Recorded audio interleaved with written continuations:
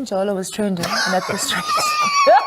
We definitely need to gorilla glue our edges on because, wow, it is showing some of us flames. So I stumbled upon this interesting tweet which had Tweeps feeling some type of way. So take a look at this.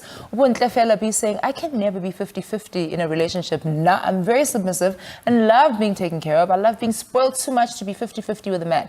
I'll be at 30% any day. Well. And this tweet had polarized views on social media streets, and this is what Tweeps had to say. Exclusive Kamo said, that very mentality is the reason why too many women are used by men.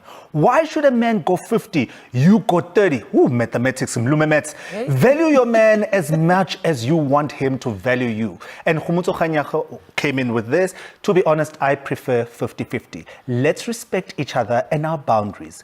Believe me, even though you might be in a relationship, but boundaries matter. And I take care of the guys I date, and there are always days when I become submissive, whiny, and all I want is a daddy for attention. Girl, you're supposed to say zaddy. And then Stella joked with this, I'm at 10% on a good day, otherwise I fold my arms. Well, clearly that's one way that Stella got her groove back. One thing that's very clear, though, is that many of us have polarizing ideas when it comes to approaching this thing we call Mjolo relationships. And that we also want to know, like, what is the secret to a long, healthy relationship? However, how many times have we heard that a relationship gotta be 50-50? What are you doing? What is your part in this situation? What people do not get is that relationships actually requires advanced mathematics. This 50% and 50%, it doesn't work like this. Everybody brings in 100%. The other person brings in 100%. Even about 4, you bring in 100%, the 4 of you. And then we then do the mathematics and make it out of 50 or out of 25 and put together and make 100. Right. That's how relationships work. So I dropped maths in grade 9. That explains where I'm at right now. I got it.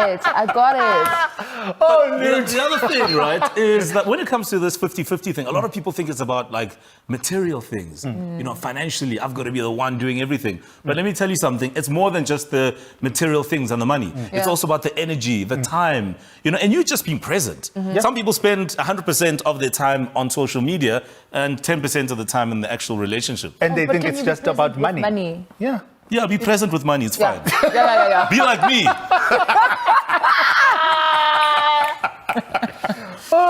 Well, I've got to say this. South Africa is a well-written Shakespearean comedy. It's a comedy of errors, I'll tell you.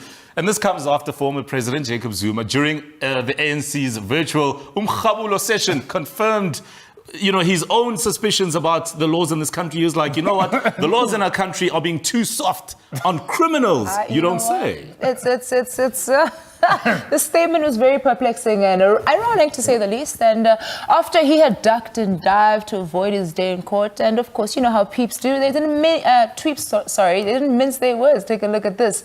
Hashtag Jacob Zuma is correct. Our constitution is rotten to the core, is what Usomqaga had to say. Sure. And Zwita_R saying it's funny because the very same person was president for 9 years, yet he didn't say anything wrong with the constitution during his time and his term at office. Now that he's left and he's able to point out a few wrong things about the constitution. Wow.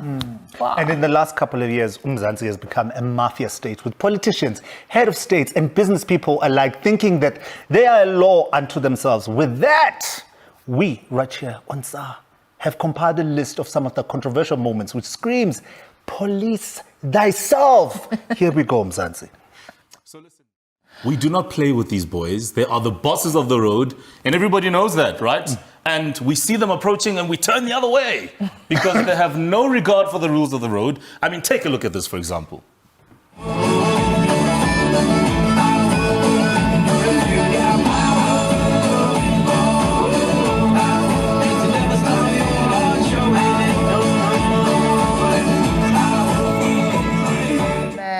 Which challenge is that we missed about drive driving on the yellow lane? The drive on the yellow lane challenge. Oh, and who are we to say anything on the road? I think we're also just scared. You know what I mean? Like, you wouldn't step up to them. Would you step up? No, you're like, no. Exactly. Get out of the way. I say something because those are my Zulu brothers, so I do say something. Okay, well, you nifunde vile nto niyenzayo.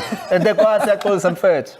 All right, now these gentlemen are meant to protect us, but very often they fall short. They should really be upholding the law, but sometimes they think they are the law themselves.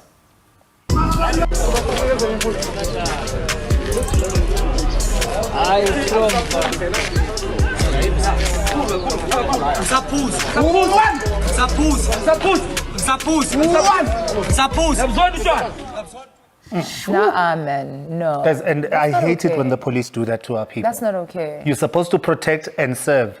And we saw this during lockdown. Exactly. You know, People being and attacked didn't in somebody their die? yards, people being attacked in their yards, people being sprayed with water. Like, I don't understand how we got here. I don't. It's quite hectic. I'm just thinking, do we ever see police doing push-ups? I just want to know. Do we ever see them doing push-ups? Because sometimes you got to ask yourself the question. Wow. Officer, Yes. when do you do your push-ups? Guys, we have to take it and bring it home. Guys, this wouldn't be a family meeting if we did not talk to you, the most naughty people of all, the Groove Gang. After we were given a chance, let's do some enjoyment, you know, after that lockdown. This is you guys.